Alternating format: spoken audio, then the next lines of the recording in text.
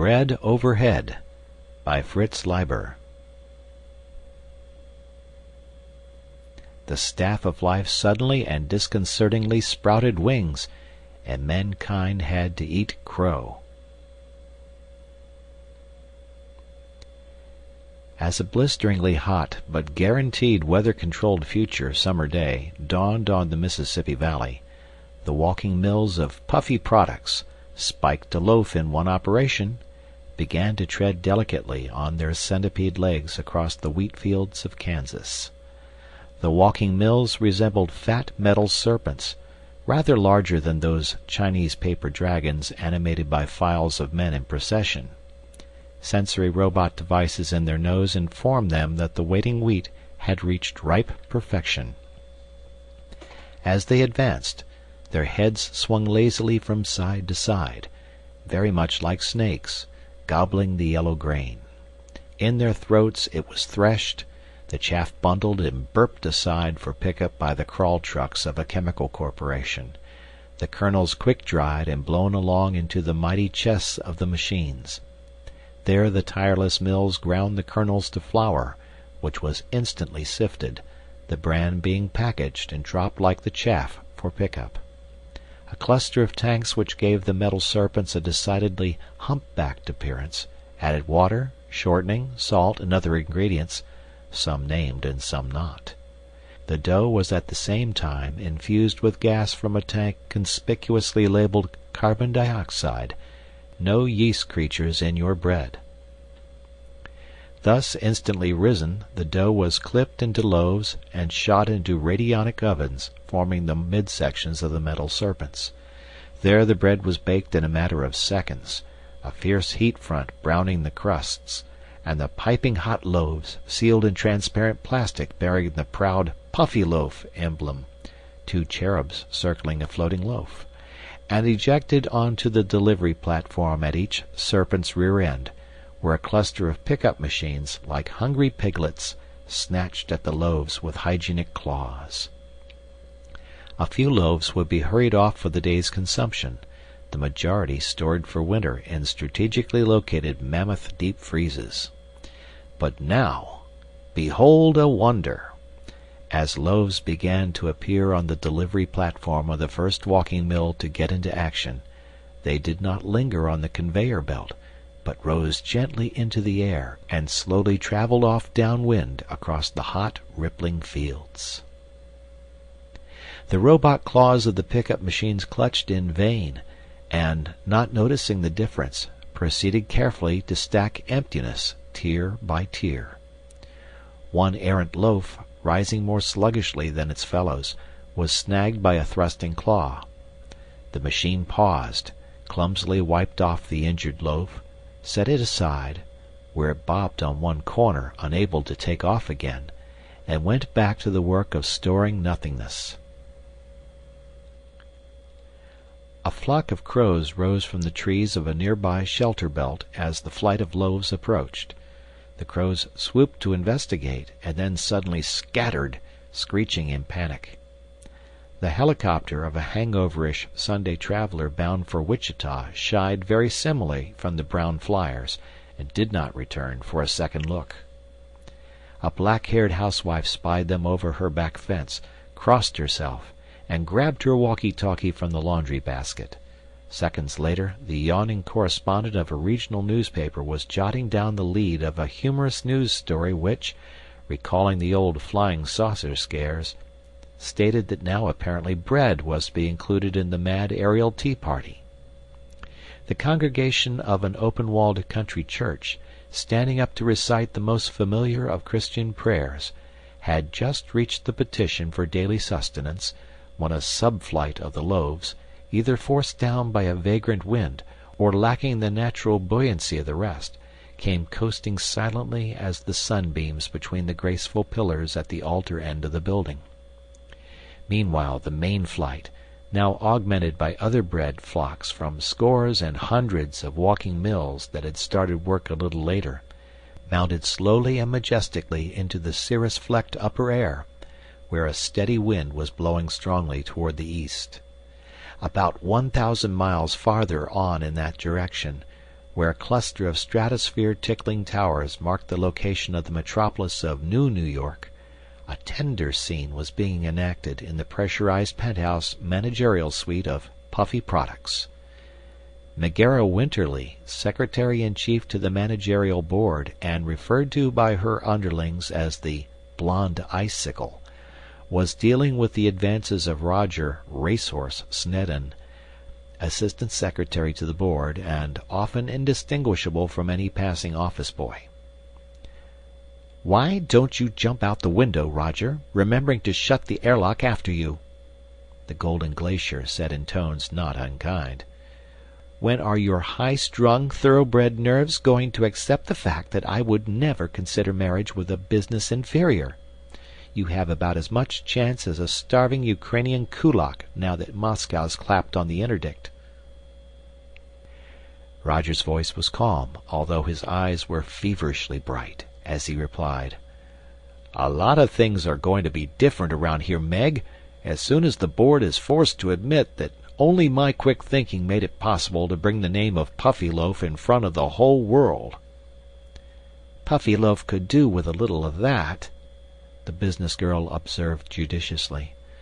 "The way sales have been plummeting, it won't be long before the government deeds our desk to the managers of Fairy Bread and asks us to take the big jump. But just where does your quick thinking come into this, Mr. Snedden? You can't be referring to the helium. That was Rose Thinker's brainwave." She studied him suspiciously. "You've birthed another promotional bumble, Roger. I can see it in your eyes. I only hope it's not as big a one as when you put the Martian ambassador on 3D, and he thanked you profusely for the gross of Puffyloaves, assuring you that he'd never slept on a softer mattress in all his life on 2 planets. Listen to me, Meg. Today, yes, today, you're going to see the board eating out of my hand. Ha! I guarantee you won't have any fingers left. You're bold enough now, but when Mr. Gryce and those 2 big machines come through that door... Now, wait a minute, Meg. Hush, they're coming now." Roger leaped 3 feet in the air, but managed to land without a sound, and edged toward his stool. Through the dilating iris of the door strode Phineas T. Gryce, flanked by Rose Thinker and Tin Philosopher. The man approached the conference table in the center of the room with measured pace and gravely expressionless face. The rose-tinted machine on his left did a couple of impulsive pirouettes on the way, and twittered a greeting to Meg and Roger. The other machine quietly took the third of the high seats and lifted a claw at Meg, who now occupied a stool twice the height of Roger's. "Miss Winterly, please, our theme." The Blonde Icicle's face thawed into a little girl smile as she chanted bubblingly, "Made up of tiny wheaten motes and reinforced with sturdy oats, it rises through the air and floats, the bread on which all Terra dotes." "Thank you, Miss Winterly," said the Tin Philosopher. "Though a purely figurative statement, that bit about rising through the air always gets me here." He rapped his midsection, which gave off a high musical clang.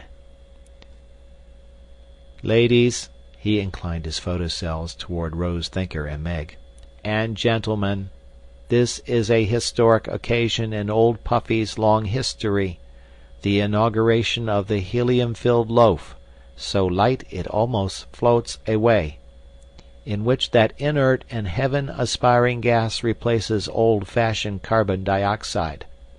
Later, there will be kudos for Rose Thinker, whose bright relays genius sparked the idea, and also for Roger Snedden, who took care of the details.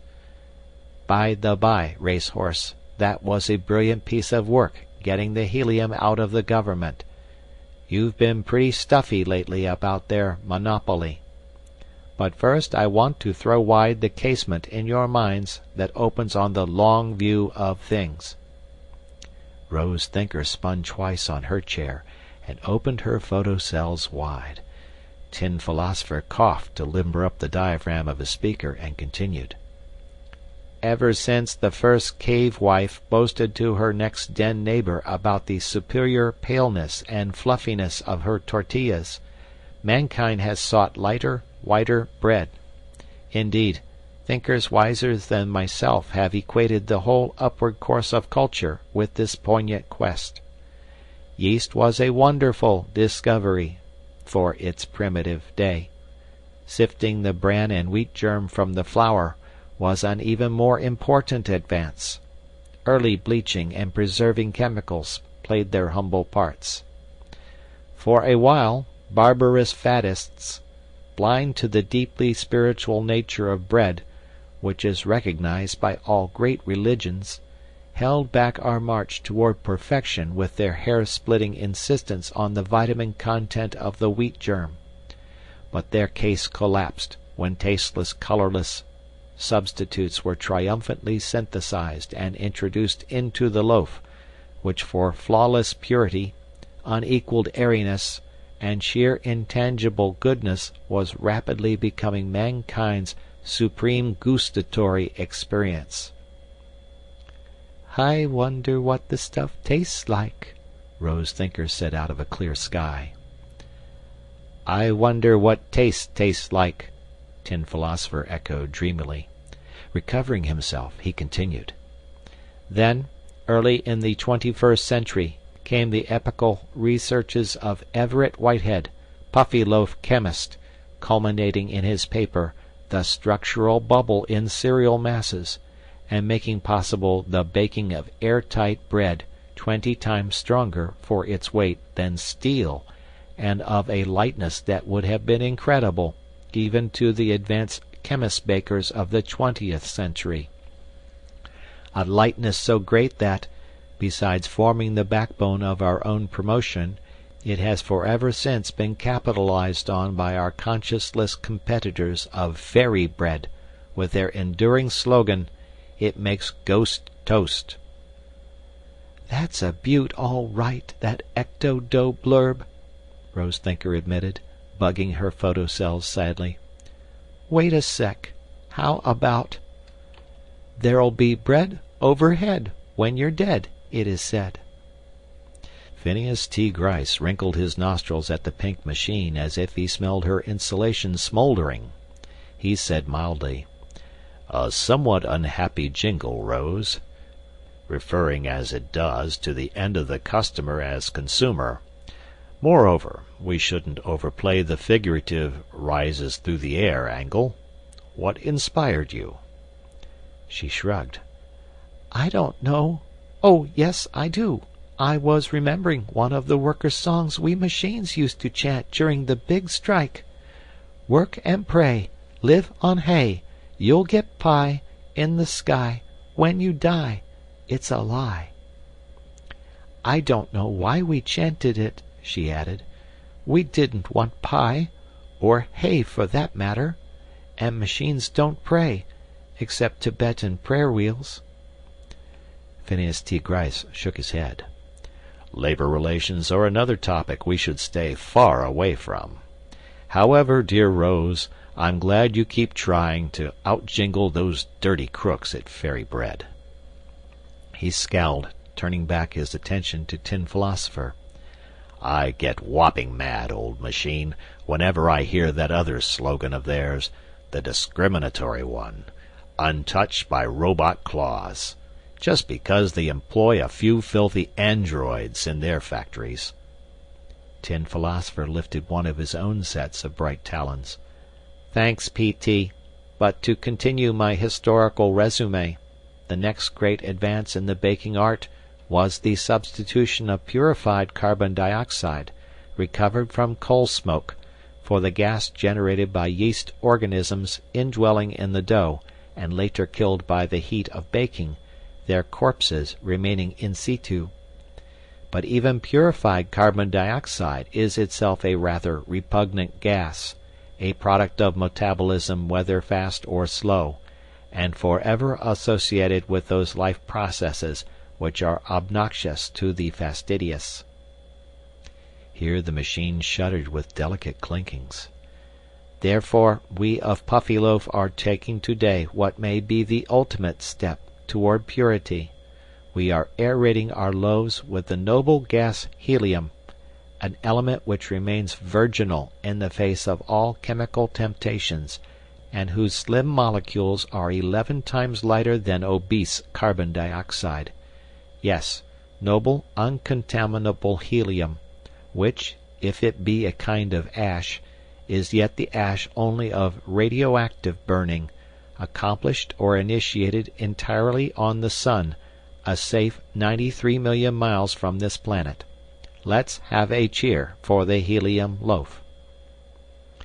Without changing expression, Phineas T. Gryce rapped the table thrice in solemn applause, while the others bowed their heads. "Thanks, T.B.," P.T. then said. "And now for the moment of truth. Miss Winterly, how is the helium loaf selling?" The business girl clapped on a pair of earphones and whispered into a lapel mic. Her gaze grew abstracted as she mentally translated flurries of brief squawks into coherent messages. Suddenly, a single vertical furrow creased her matchlessly smooth brow. "It isn't, Mr. Gryce," she gasped in horror. "Fairy bread is outselling puffy loaves by an infinity factor. So far this morning there has not been one single delivery of puffy loaves to any sales spot. Complaints about non-delivery are pouring in from both walking stores and sessile shops." "Mr. Snedden," Gryce barked, "what bug in the new helium process might account for this delay?" Roger was on his feet, looking bewildered. I can't imagine, sir, unless, just possibly, there's been some unforeseeable difficulty involving the new metal foil wrappers." "Metal foil wrappers? Were you responsible for those?" "Yes, sir. Last-minute recalculations showed that the extra lightness of the new loaf might be great enough to cause drift during stackage. Drafts in stores might topple sales pyramids. Metal foil wrappers, by their added weight, took care of the difficulty." "And you ordered them without consulting the board?"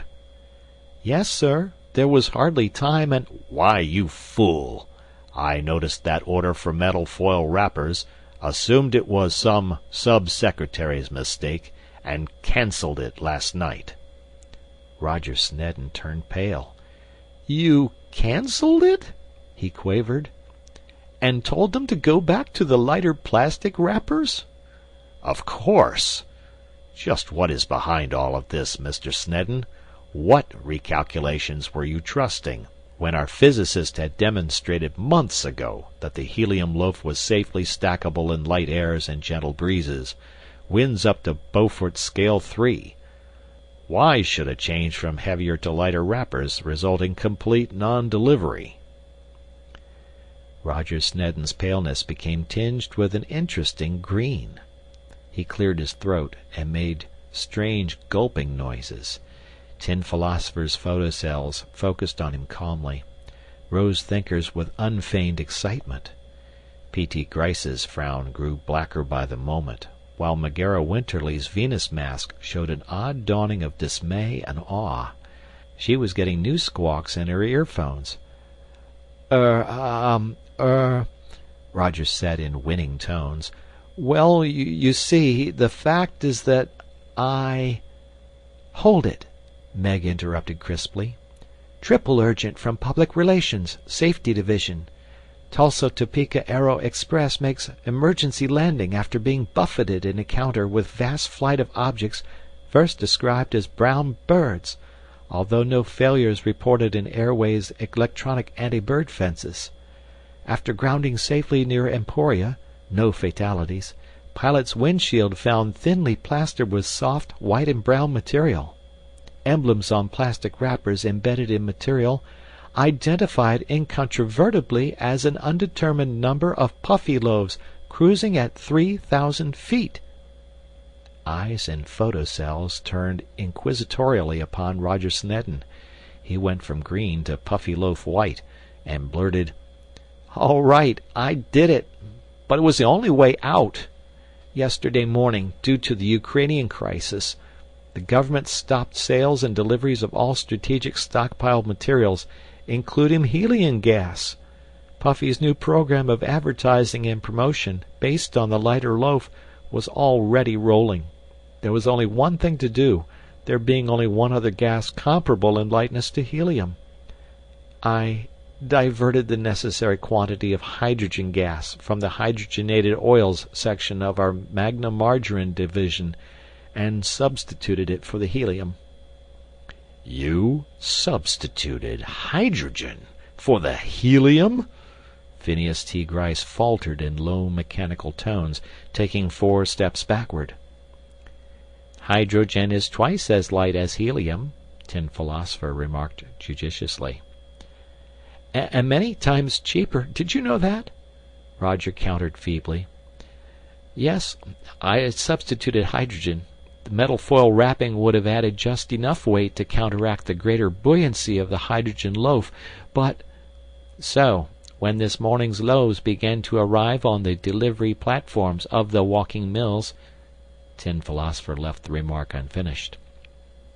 Exactly, Roger agreed dismally. Let me ask you, Mr. Stedden, Gryce interjected, still in low tones.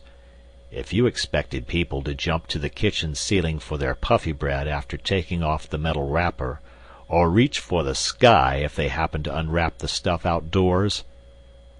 Mr. Gryce, Roger said reproachfully, you have often assured me that what people do with puffy bread after they buy it is no concern of ours. I seem to recall, Rose Thinker chirped somewhat unkindly. That dictum was created to answer inquiries after Roger put the famous sculptures in miniature artist on 3D, and he testified that he always molded his first attempts from puffy bread, one jumbo loaf squeezing down to approximately the size of a peanut. Her photocells dimmed and brightened. Oh boy, hydrogen! The loaf's unwrapped. After a while, in spite of the crust seal, a little oxygen diffuses in. An explosive mixture. Housewife in curlers and kimono pops a couple slices in the toaster. Boom! The 3 human beings in the room winced. Tin Philosopher kicked her under the table while observing. So you see, Roger, that the non-delivery of the hydrogen loaf carries some consolations. And I must confess that one aspect of the affair gives me great satisfaction, not as a board member, but as a private machine. You have at last made a reality of the rises through the air part of Puffy Bread's theme. They can't ever take that away from you. By now, half the inhabitants of the Great Plains must have observed our flying loaves rising high. Phineas T. Gryce shot a frightened look at the west windows and found his full voice. "Stop the mills!" he roared at Meg Winterly, who nodded and whispered urgently into her mic. A sensible suggestion, Tin Philosopher said, but it comes a trifle late in the day. If the mills are still walking and grinding, approximately 7 billion puffy loaves are at this moment cruising eastward over Middle America. Remember that a 6-month supply for deep freeze is involved, and that the current consumption of bread, due to its matchless airiness, is 8 1/2 loaves per person per day. Phineas T. Gryce carefully inserted both hands into his scanty hair, feeling for a good grip. He leaned menacingly toward Roger, who, chin resting on the table, regarded him apathetically. "Hold it!" Meg called sharply. "Flock of multiple urgents coming in. News liaison. Information bureaus swamped with flying bread inquiries. Aero Express lines. Clear our airways or face lawsuit. U.S. Army. Why do loaves flame when hit by incendiary bullets? U.S. Customs. If bread intended for export, get export license or face prosecution. Russian consulate in Chicago. Advise on destination of bread lift. And some Kansas church is accusing us of a hoax inciting to blasphemy, of faking miracles. I don't know why." The business girl tore off her headphones. "Roger Snedden!" she cried with a hysteria that would have dumbfounded her underlings. "You've brought the name of Puffyloaf in front of the whole world, all right. Now do something about the situation." Roger nodded obediently, but his pallor increased a shade. The pupils of his eyes disappeared under the upper lids, and his head burrowed beneath his forearms. "Oh, boy!" Rose Thinker called gaily to Tin Philosopher. "This looks like the start of a real crisis session. Did you remember to bring spare batteries?" Meanwhile, the monstrous flight of Puffyloaves, filling midwestern skies as no small flyers had since the days of the passenger pigeon, soared steadily onward. Private flyers approached the brown and glistening bread front in curiosity, and dipped back in awe. Aero Express lines organized sightseeing flights along the flanks. Planes of the government forestry and agricultural services and copters bearing the Puffyloaf emblem hovered on the fringes, watching developments and waiting for orders. A squadron of supersonic fighters hung menacingly above. The behavior of birds varied considerably. Most fled or gave the loaves a wide berth, but some bolder species, discovering the minimal nutritive nature of the translucent brown objects, attacked them furiously with beaks and claws. Hydrogen diffusing slowly through the crust had now distended most of the sealed plastic wrappers into little balloons, which ruptured, when pierced, with disconcerting pops. Below, neck-craning citizens crowded streets and backyards. Cranks and cultists had a field day, while local and national governments raged indiscriminately at Puffyloaf and at each other. Rumors that a fusion weapon would be exploded in the midst of the flying bread drew angry protests from conservationists, and a flood of telefax pamphlets titled H-Loaf or H-Bomb.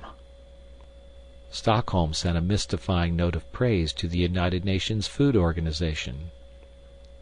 Delhi issued nervous denials of a millet blight that no one had heard of until that moment, and reaffirmed India's ability to feed her population with no outside help except the usual. Radio Moscow asserted that the Kremlin would brook no interference in its treatment of the Ukrainians, jokingly referred to the flying bread as a farce perpetrated by mad internationalists inhabiting cloud cuckoo land, added contradictory references to airborne bread booby-trapped by capitalist gangsters, and then fell moodily silent on the whole topic.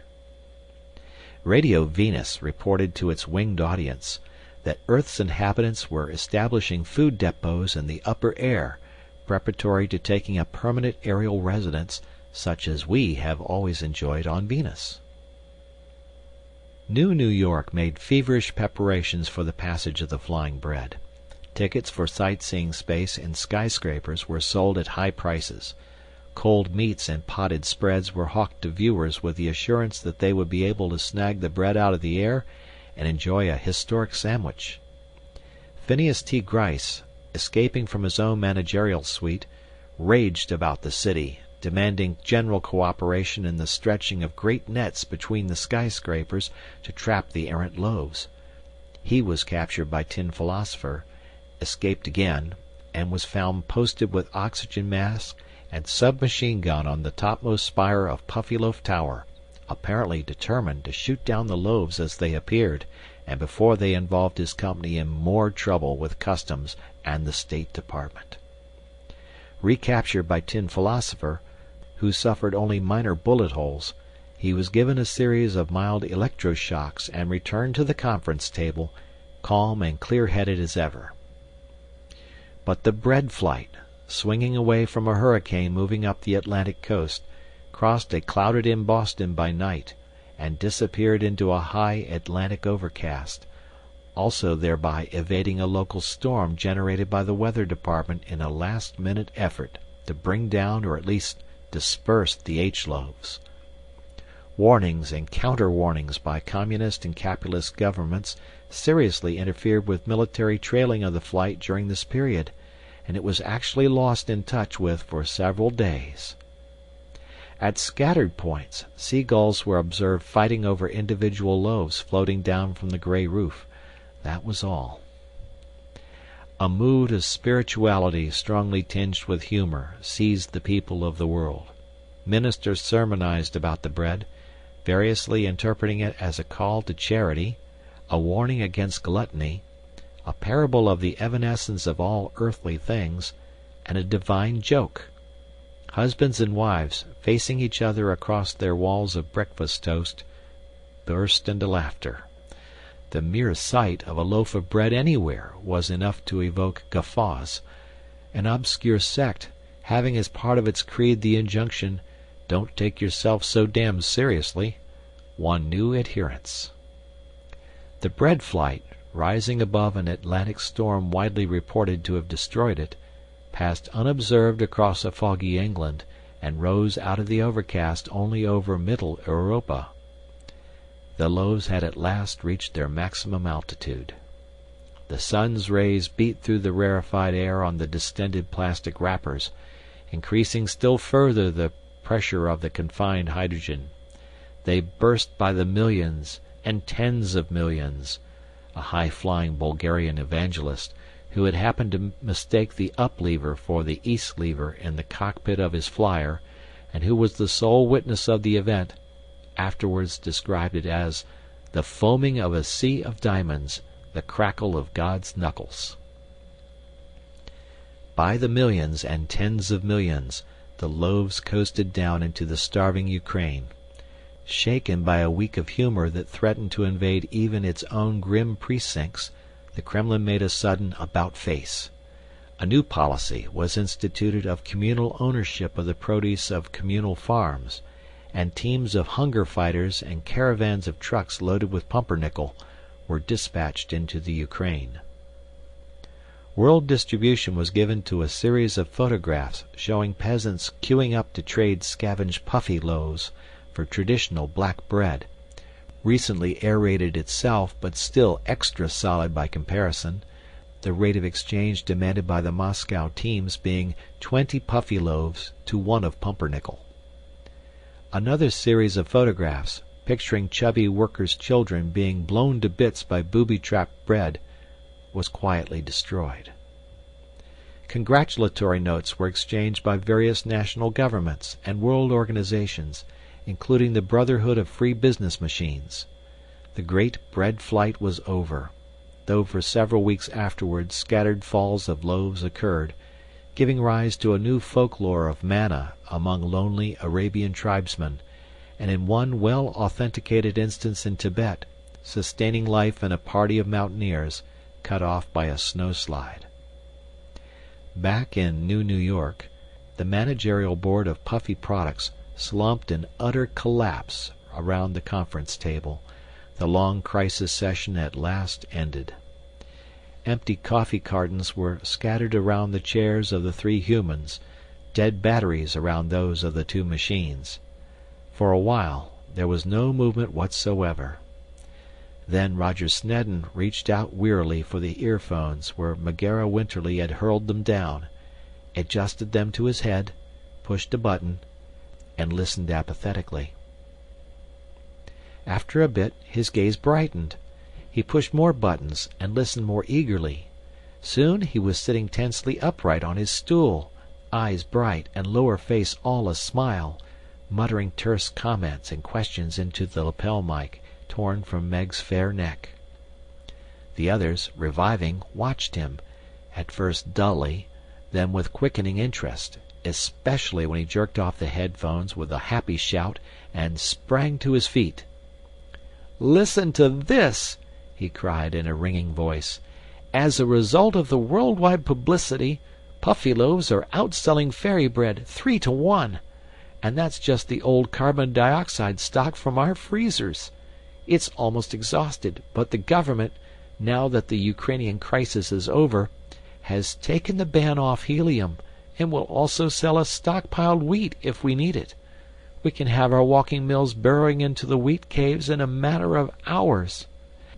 But that isn't all. The far greater demand everywhere is for puffy loaves that will actually float. Public Relations, Child Liaison Division, reports that the kiddies are making their mothers' lives miserable about it. If only we can figure out some way to make hydrogen non-explosive, or the helium loaf float just a little—" "I'm sure we can take care of that quite handily," Tin Philosopher interrupted briskly. "Puffyloaf has kept it a corporation secret. Even you've never been told about it, but just before he went crazy, Everett Whitehead discovered a way to make bread using only half as much flour as we do in the present loaf. Using this secret technique, which we've been saving for just such an emergency, it will be possible to bake a helium loaf as buoyant in every respect as the hydrogen loaf." "Good!" Roger cried. "We'll tether 'em on strings and sell 'em like balloons. No mother-child shopping team will leave this store without a cluster. Buying bread balloons will be the big event of the day for kiddies. It'll make the carry-home shopping load lighter, too. I'll issue orders at once." He broke off, looking at Phineas T. Gryce, said with quiet assurance, "Excuse me, sir, if I seem to be taking too much upon myself." "Not at all, son. Go straight ahead," the great manager said approvingly. "You're—" He laughed in anticipation of getting off a memorable remark. "Rising to the challenging situation like a genuine Puffyloaf." Megara Winterly looked from the older man to the younger. Then in a single leap she was upon Roger, her arms wrapped tightly around him. "My sweet little ever-victorious, self-propelled monkey-wrench!" she crooned in his ear. Roger looked fatuously over her soft shoulder at Tin Philosopher who, as if moved by some similar feeling, reached over and touched claws with Rose Thinker. This, however, was what he telegraphed silently to his fellow machine across the circuit so completed. "Good-o, Rosie. That makes another victory for robot-engineered world unity, though you almost gave us away at the start with that bread overhead jingle. We've struck another blow against the next world war in which, as we know only too well, we machines would suffer the most. Now if we can only arrange, say, a fur famine in Alaska, and a migration of long-haired Siberian lemmings across Bering Straits, we'd have to swing the Japanese current up there so it'd be warm enough for the little fellows. Anyhow, Rosie, with a spot of help from the Brotherhood, those humans will paint themselves into the peace corner yet." Meanwhile, he and Rose Thinker quietly watched the blonde icicle melt. End of story.